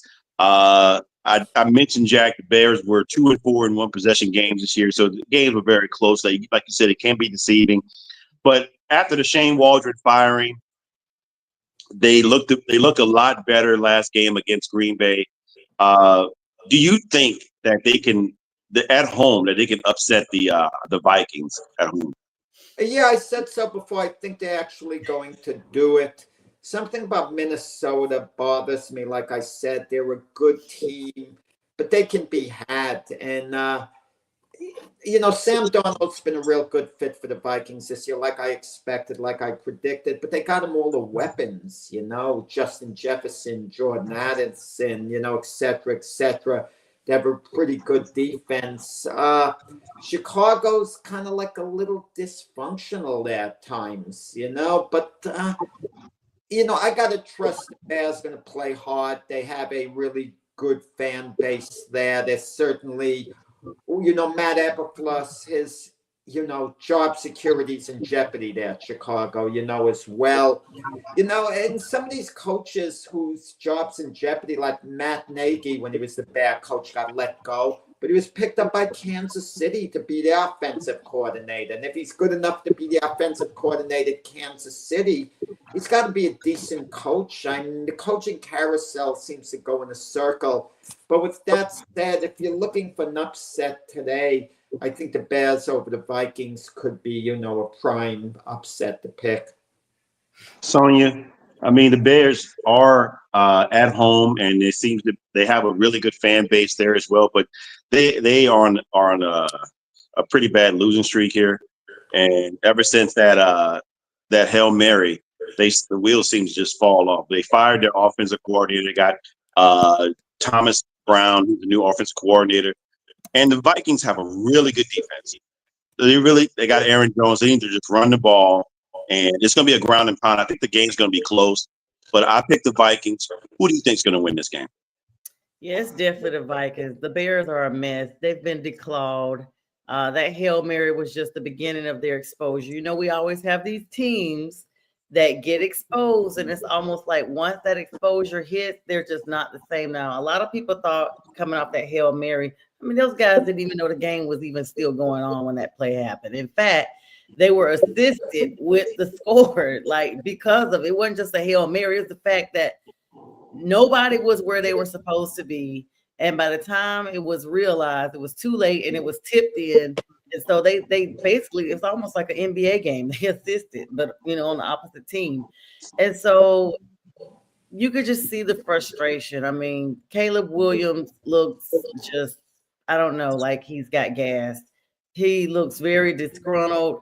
Almost in a state, and it's almost like a mental checkout when you see quarterbacks, and I've seen it with my own team, even when we were winning with Cam Newton. I've seen the mental checkout, the behavior on the sideline, the sideline arguments amongst players. I mean, I've seen that on the Bears sideline. That's when okay, wait a minute. This is going beyond just, hey, can we make a touchdown? Can we get a first down? Can our defense solidly do it? Can our O-line protect? It's beyond that. And once you get that far down the road, past the play into the personalities and the problems, more P's, then there's no coming back from that. It could be the Vikings they're playing. It could be, I'm going to tell you like this. Even though Chicago has already played, the Panthers in times past, and the Panthers look a certain way, that team that's playing today, as bad as the Panthers are playing, the Panthers may just actually honestly straight out win that game because the Bears look like they're so disorganized from every aspect. So this is just not just on Caleb Williams, but just overall. The Vikings, Sam Darnold looked really good at the early onset. He had a game that he had like 5 interceptions and still was able to win the game. So he's not playing at top caliber, but it's good old Sam Darnold. We get about 5 wins on average from him anyway with every team, Jets, Panthers, and I think he's coming into that. This game is messy. It's an NFC North matchup. It's another divisional matchup. It could be a trap game because maybe Caleb has a wake-up call and realizes, okay, wait a minute. We're losing our division, and we've got to turn it around now. But it's highly unlikely. This game is at Soldier Field.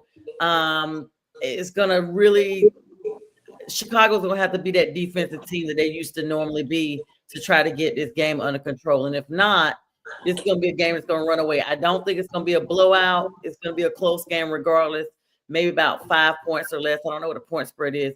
But I definitely got the Vikings on this one. And Steve-O, thanks for the flag on the play for me. I appreciate it. He said my chat was wrong about checking him about Carolina, but they keep coming for me, Jack.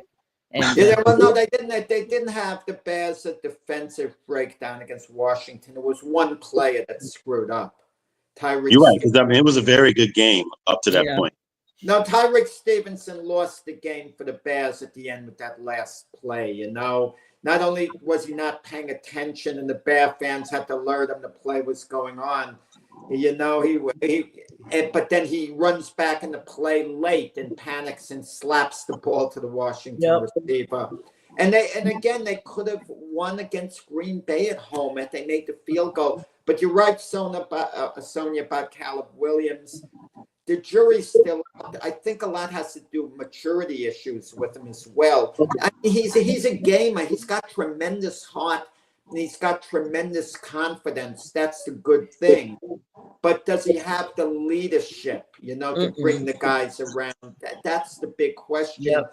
And it seems there's dissension, in the Bear locker room. They have to sit him down. When the vets have to sit down a young player like that and start educating them, that's a bad sign. They're always saying bear down. They better bear down in that locker room and get it together. Yeah, you look at the other young quarterbacks. Jaden Daniels reportedly is loved by his teammates. Drake May is going to be he's kind of taking a leadership role at New England. Bo Nix has fit in beautifully there with Denver. But Caleb Williams is a bit of a lightning rod, but he's got tremendous talent, and he has played a few pretty good games this year. So we don't know what Caleb Williams is eventually going to become. He might become the next Jameis Winston, and Jameis Winston might still be capable of starting in the NFL. I'm not writing him off as a bust, but it didn't live up to expectations. Jameis Winston is the number 1 overall choice in the draft. That's what I mean. And I say he could be another Jameis Winston, or he could be a darn good quarterback. We just don't know with the guy. But let me ask both of you this. If the draft was done over and the Bears could have a do-over, would they draft, Jaden Daniels, Bo Nix, or whatever, or Drake May ahead of Caleb? I think Jaden Daniels would have been number 1. I just think but sometimes so many factors have to go into place. To me, organizationally, who knows if Jaden Daniels will still have the success that he's having in Washington because of how bad Chicago is so dysfunctional. And then their offensive line is I think the offensive line of the Commanders is a lot better than that of Chicago. So, and they've gotten Dan Quinn in, Dan Quinn, who was a winning coach at one time, who went down to be a DC. Now he's back to the head coach position. Dan Quinn was a winning coach, so he knows the formula to get that done. But we see this all the time. A quarterback could be with one organization and be one way, and be with another organization and be a completely different way. It's just no rhyme or reason. And we see these draft picks move up, like JJ McCarthy moved up to the top 10, and of course he's sitting pretty somewhere, learning the plays. But everybody does not play the same when they come in. And I'm always asked the question, about Bryce and CJ Stroud. But now CJ Stroud this year looks more atypical of a quarterback that's just coming in and learning the plays. We just don't know what Jaden Daniels would look like, say, with the Texans or anywhere. And so you have teams that are having to look back. Like, it's always a hindsight rule. You never can say what somebody's going to do in that particular situation or with that franchise until they get there. Well, you look at your team, the Panthers, living proof of that. And I don't mean this as a dig at all. No, I know. Mayfield and Sam Darnold. They couldn't cut it as starting quarterbacks with the Panthers. They had no success. And now both of them are starters. Mayfield for the Buccaneers. He's their franchise quarterback. Darnold is probably going to move on from the Vikings. But there's a reasonable chance maybe a team like Tennessee signs him, for him to be their quarterback. Players always leave Carolina and flourish. We say that because Carolina just can't seem to get their organizational structure down. Everybody I know, every player I know within the last couple of seasons that has gone elsewhere, including Christian McCaffrey and DJ Moore in Chicago, has flourished. It's literally like you got to look at the whole picture. It's not the player specifically, it's the organization. Yeah. Well, now that we mentioned that, let's move on. We mentioned Bo Nix. You mentioned him earlier about whether or not quarterbacks are having success or these young rookies are having success versus Caleb Williams. Well, Bo Nix is having a great amount of success as of late. And I thought the jury was still out for him. I didn't think he was going to be that good when he first got drafted because I remember seeing him in the SEC. He wasn't good with Auburn, and I thought it was just an easy way out over there in the Pac-10 or Pac-12 when he played for Oregon. But Sean Payton's got a hold on this guy, and he's looking really good with them. They have a really good defense that gets him the ball, multiple opportunities, they get turnovers. And I don't think it's going to be any different against the Raiders. the Raiders are just another team. We mentioned dysfunction. It seems like the same thing's happening there, and I don't see them getting a win, even in Las Vegas. I think the Broncos go there and win by a great deal. And Jack, what do you think about that game? I think Sean Payton can have success with just about any quarterback. I really do. Even last year with Russell Wilson, he improved Russell Wilson over what he was his first year at Denver without Sean Payton. So Russell Wilson wasn't that bad last year. He just wasn't Sean Payton's guy going forward. The contract, the whole thing. And I think a number of these guys, I think, if a Bryce Young had went to Denver under Sean Payton, he would have been a lot better off than what he's been now. So, and he's just a darn good coach. I mean, I judge coaches by having their team in the mix year after year, and that's been Sean Payton's history.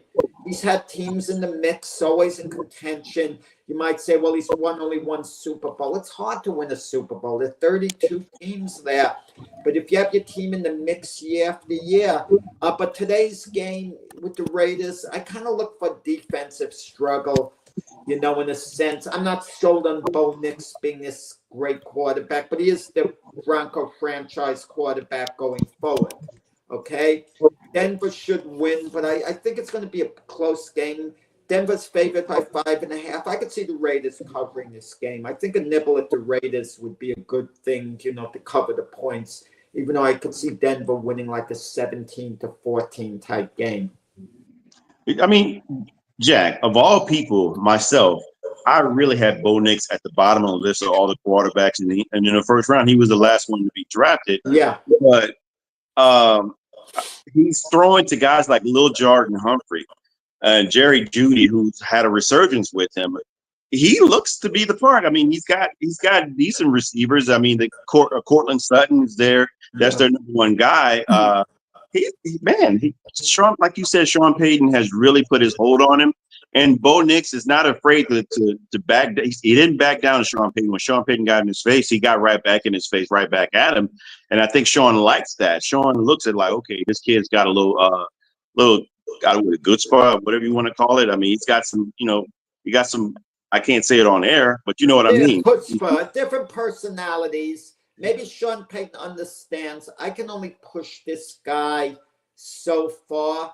I can deal with him behind closed doors. We get along fine, but I can't yell at this guy at the sideline. He makes mistakes. But, according to Bo Nix, he gets along really great with Sean Payton. That's just this personality to fire back words. It's not like, remember that sideline scene when Bill Parcells told Phil Simms like to get away, basically? Other players will argue back. It all depends. You wouldn't expect that out of a rookie with Bo Nix, but in a way that could be a good thing, that he's pushing back. I don't know. What do you think, Sonja? Good morning, Carolyn, and go Panthers. I'm right behind you with church. As soon as this show wraps up, I'll be on my way. So go Panthers. That's right, Miss Carolyn. I think the same thing, Jack. Bo Nix is actually a surprise to me. But people were saying, before he even got in the draft, hey, that's Sean Payton's kind of guy. I think it's a happy situation for them because I was telling J-Train the other day, Sean Payton gets a fresh, new quarterback that he can shape and mold and mentor into the person he wants him to be, as opposed to getting, Russell Wilson, who comes with his own experience. And, they're basically in the same age bracket. And, he's kind of like bend don't break mentality, whereas you got this eager kid, basically, for lack of a better explanation, an eager kid that's excited about being in the league, that's just very grateful to be here because he knows how competitive it is to get in the NFL, as opposed to a veteran quarterback that's like, I belong here, I've earned my time here. And then you have a personality conflict. Not to mention the differences of style of play. Sean Payton and what he has done with Bo Nix is outstanding, even to this point for Denver. We've seen them go real high-powered offense, and it does, even though it's early on and people don't want him to be compared to Drew Brees, it is very Drew Brees-ish when you look back. It's almost like a flashback in time but just with a different, a different young player. So I'm glad for Bo Nix. I didn't see this at all. Like J Train said, I didn't see him flourishing to where he is. And he may, go today and start losing the rest of the season, and we have a different perspective. But what he's shown us as far as what he looks like, his stats, they look pretty solid compared to him with other rookies that are coming in that are not flourishing as much. And to see that he's literally standing in the gap for that offense. Yeah, So who do you no, you make a good point, but with Drew Brees, he was an established quarterback with the San Diego Chargers when he went to New Orleans. But still, Sean Payton did a great job with Drew Brees. Also, what's slipping under the radar too, one of the backup quarterbacks at Denver, Zach Wilson. So if Zach Wilson gets in a game and he really performs, lights out, we'll go, wow. I mean, that's on Sean Payton. I'd love to see that happen. There's a possibility. Unfortunately, I would hate to see. It would have to be an injury. Unfortunately, I don't wish that on any player. No, I don't want to see it in the reality, but it would say a lot about Sean Payton. If Zach Wilson had to step in for an extended period of time. They'd be the primary backup because they have Jason Stidham now, I believe, who's a career No back. one sold on him. He has not done well in the league at all. No, but if they do well with Denver and they get in, if for any reason, that would say a lot, about Sean Payton. Absolutely. Now You let's flip it on. what I thought about the Broncos game, J Train. I was going to say, who's your pick for this? And I was going to flip the question. We talk a lot about the Broncos. Let's go to the opposite of the Raiders. They're 2-8. I mean, or do they continue to remain losing? And then obviously, we mentioned the Giants in the front running for Shedeur Sanders or the quarterback out of Miami, but they're looking for a quarterback as well in Las Vegas. And what do you think they do? Do you think they win this game, or do you think continue spiraling downward and in the runnings for the top number overall pick? I'm gonna be honest. I don't think the Raiders are deliberately trying to go down for the number one pick. I think they really are scrambling for their lives. They're literally trying to hold on to the fragments of the locker room, which has been shifty all season, even before Devontae Adams left. I think that just added to it. Antonio Pierce is definitely scrambling not to be cut before the season's over with. I mean, it's a week to week with him. And Jack did call it right, and I will give him props on this because I was just like, oh, Antonio Pierce is the coach of that. No, I was wrong, Jack. You were right. These interim coaches come in, win 3 games in a row, and we're like, yes, there they are. But it's because these teams have lost 8 in a row that they're just so happy to see 3 in a row games win that they're just like, yes, that's it. No, he's not it. The locker room is all over the place. They're 2-8. They lose this game not because they don't want to play and they don't want to win. It's just the fact that it's freaking Denver and Bo Nix and Sean Payton, who is an experienced coach, and sometimes experience outweighs performance. Antonio Pierce has only been a full-time NFL coach for 1 year. Sean Payton's got like 50 years. I mean, he came out the womb being a coach. And so sometimes it's about, experience trumps everything. Sean Payton is playing chess while Antonio Pierce is playing checkers. And that's what happens with today's game. Even in Las Vegas, they say what happens in Vegas stays in Vegas, but not in the case of the Broncos. This is another rivalry, a big rivalry. Broncos and Raiders, and this may be a blowout. You may see the Broncos put up 45 today. Ooh. Maybe 7. I think it's going to be pretty bad, honestly. Wow. Please feel free to look at that. It's probably about 45-7 final score. I think the Broncos win, but I think a close game. I don't see a blowout. The Broncos don't have that type of firepower. But if they do blow them out, and it's possible you're going to be correct, it would be because the Ravens, I think, have just fallen apart. Who do they have, though? Like, seriously, Not who do Ravens, the Raiders have that are good? That could put up any points. I'm just trying to mentally think, who do they have on that field that I know can go out there and make this a competitive game? Well, who's starting for the Raiders? That's my point. No one. Yes, absolutely. Who, J. Trey? Gardner Minshew. Yeah, and who's your running back? Who's your wide receiver? Like these people are just, I'm Yeah, not sold on them. they're in shambles. So Yeah. I mean, Yeah. I wouldn't. I mean, if it happens, I wouldn't be surprised if the 45-7 game happens. But let's move He on to said a better Brissett game. is starting. Steve-O said Jacoby Brissett is starting today. I Well, didn't he's even know with New He England. plays. Jacoby. He No, plays he's for not with the the Raiders. Patriots. That's what I was like. What is he talking about? Yeah, come on. Steve-O, what are you talking about, brother? He fell Uh, asleep and woke up. let's go with the Cards versus the Seahawks. As earlier, Keith talked about the 12th man. I don't think the 12th man has its luster as it used to when they had the Legion of Boom. It's just I not. actually mentioned the 12th man. Yeah, you did too. Yes, I just don't think it's. I don't think it has its luster anymore. Like the way clearly they're 5-5, and they lost the last 5 or 6 games. They had a bye. They're coming off a bye. I think the Cardinals are just red hot, and I don't think when they get up to Seattle, I don't think the Hawks are going to have anything to stop them, especially Kyler Murray. I mean, he's thrown for 2,000 yards, got 12 TDs, he's rushed for 371. He's got 4 TDs rushing. Man, and did you mention? Is he talking about the wide receiver for? Yeah, wide receivers Jacoby. Oh, Maybe I'm what saying it wrong. Jacoby for what the team? Raiders. For Raiders. Oh, okay, gotcha. I don't even know who that is. None of that matters for the Raiders. Let's I like the Cardinals in this, and I like them probably to win, maybe by 2 touchdowns. What do you think, Jack? I'm going to go with Seattle. I mean, I love the way they came back against the 49ers, and kudos to Geno Smith last week leading that drive. I'm not sold on the Cardinals. They look good a couple of weeks, then they look so. I mean, and that division is very, very tight. I mean, the Cardinals in first place at 6-4, Niners 5-5, Seahawks at 5-5. Rams, etc. It's a toss-up game.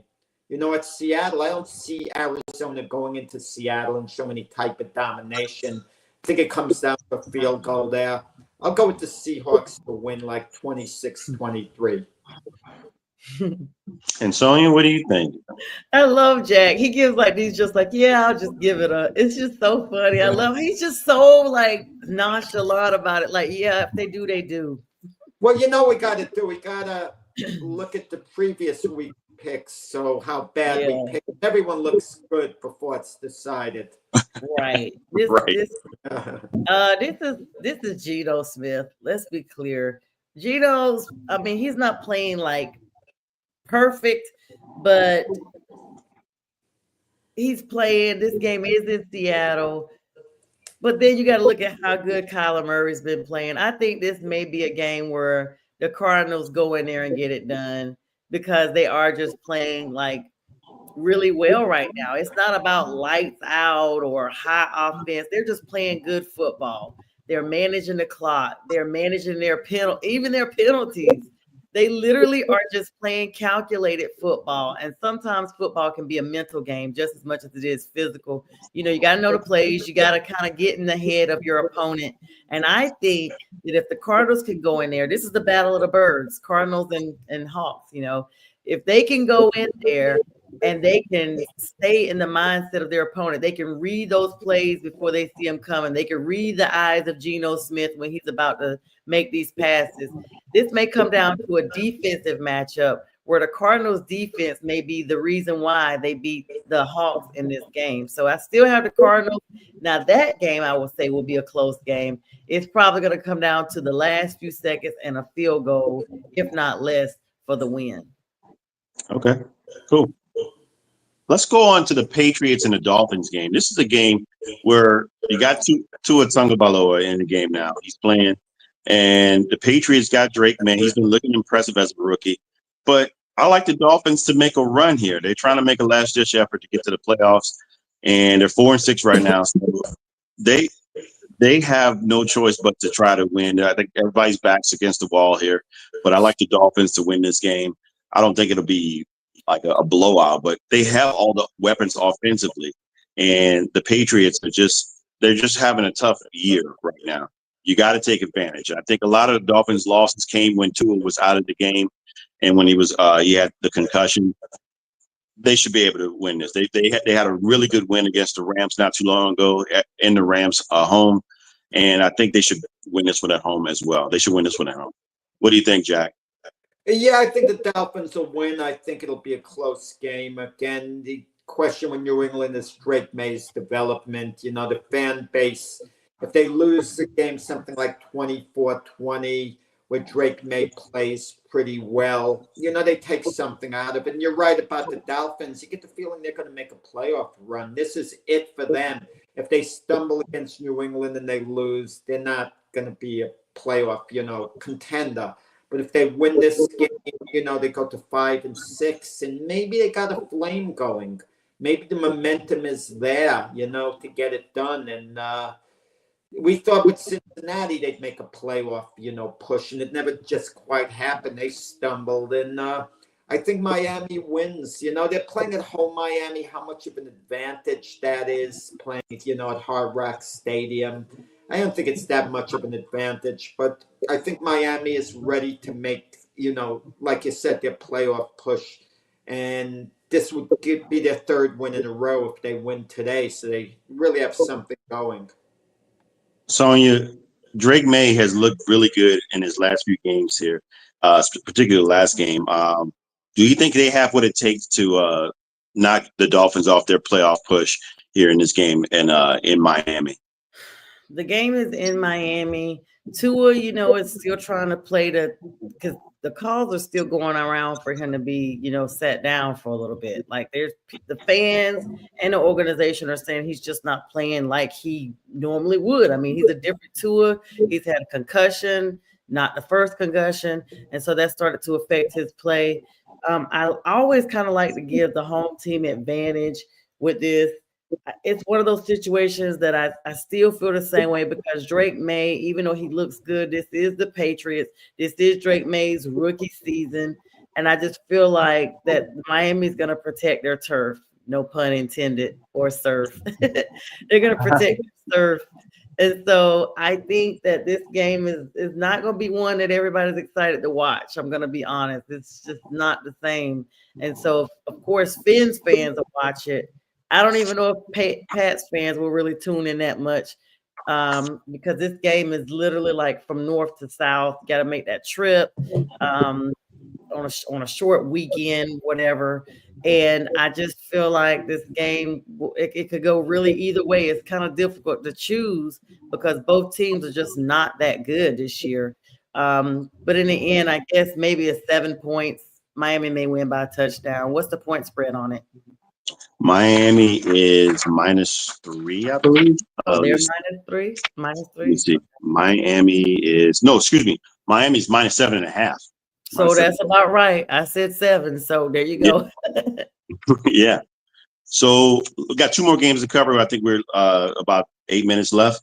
Yep. Let's go with the Titans versus the Texans. The Texans are 7-4. Titans are 2-8. Both have really stout defenses. They're going to play in Texas, though.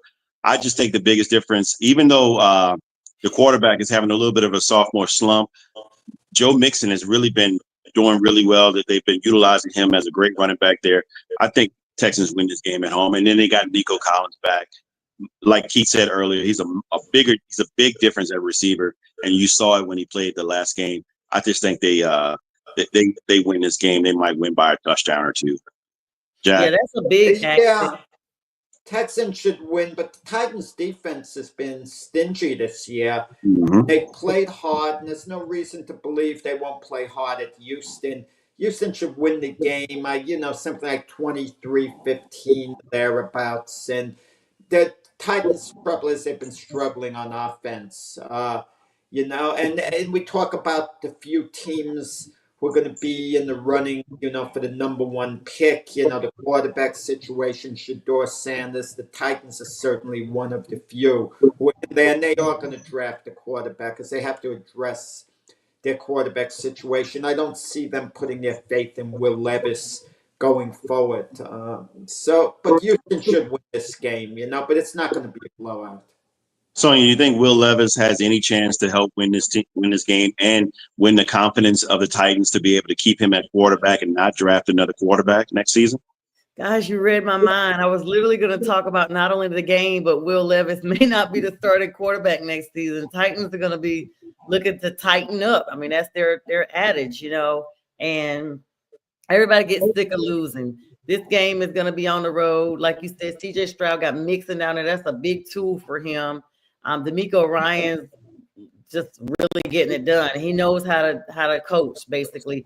Tennessee's still in that, like, they're every year is a rebuild. It's very difficult to have a new quarterback and a new coach at the same time and be able to be successful. I mean, teams do it. We see it with D'Amico Ryans and CJ Stroud, but again, this is a divisional. And not only that, I think that the Titans already have their super sleuths out looking for their next quarterback. Will Levis may be taking a back seat next season. Yeah, I agree with you. Now, last game, we got the Ravens versus the Chargers in LA. I think we talked about a little bit about this earlier, but I like the Ravens to go. I think Jack mentioned that this was one of his picks. I like the Ravens too to win this one and to cover.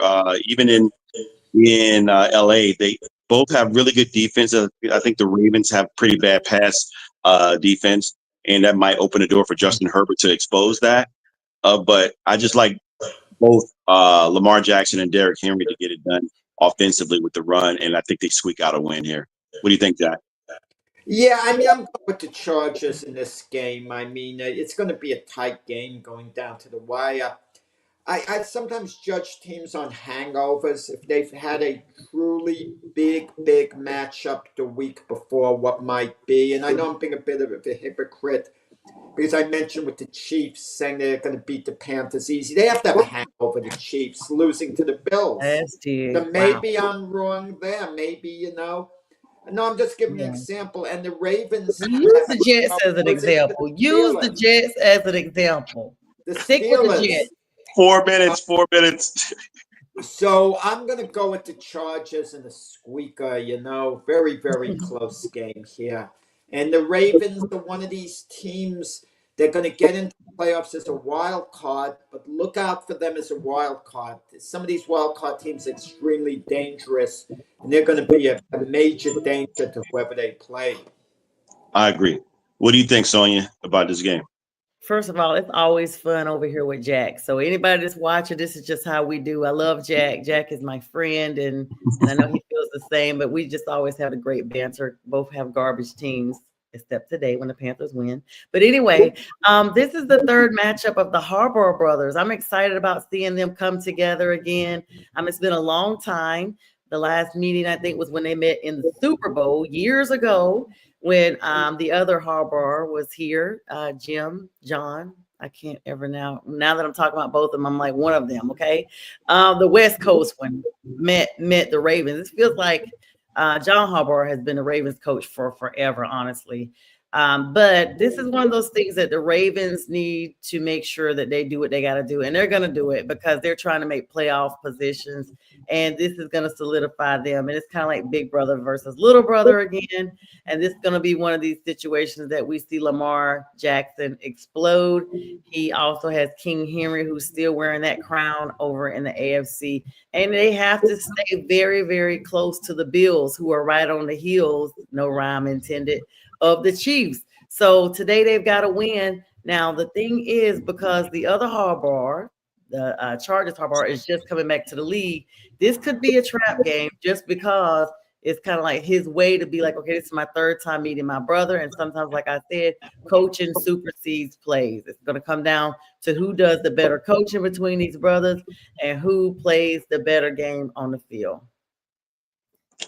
Yes. All right, I think that's all we had time for today. Did we get everybody covered today, Jack and James? Yeah, just one quick thing on the game very quickly. Justin Tucker, the great field goal kicker for the Ravens, has been struggling a lot. So I have a feeling he might be a difference maker, either good or bad today. He may be a difference maker. Any closing remarks, J. Trey? Yeah, I just think today overall, great job. And Jack, let's go back to that hard trivia question. You nailed it. That was just a great job, man, on that. He nailed it. Mac, Linda, we appreciate the opportunity to come in. Thank you, Keith Angle. Thank you, Jack. Thank you, J Train, for joining us as always. Tonight, we got the NFL download with J Train. I'll probably hop on and we'll get somebody on there with him tonight. Matt, continue to get better. And we wish everybody a great Thanksgiving from our cast here at the Big Football Show. We'll see you guys soon. Introducing National Streaming Sports, live and on-demand sports talk programming that you can access 24/7. For the premier sports talk experience, tap into our Roku channel. Start your mornings with Mac and Jack covering all the weekend sports action. Then pour a cup and enjoy all the sports you can drink on the Coffee and Sports podcast. At midday, talk sports from east to west on the Coast to Coast podcast. Followed at night by some hot girl talk with Prim and Proper Sports featuring Sonja Pearson. Talk boxing on the Gloved Fist.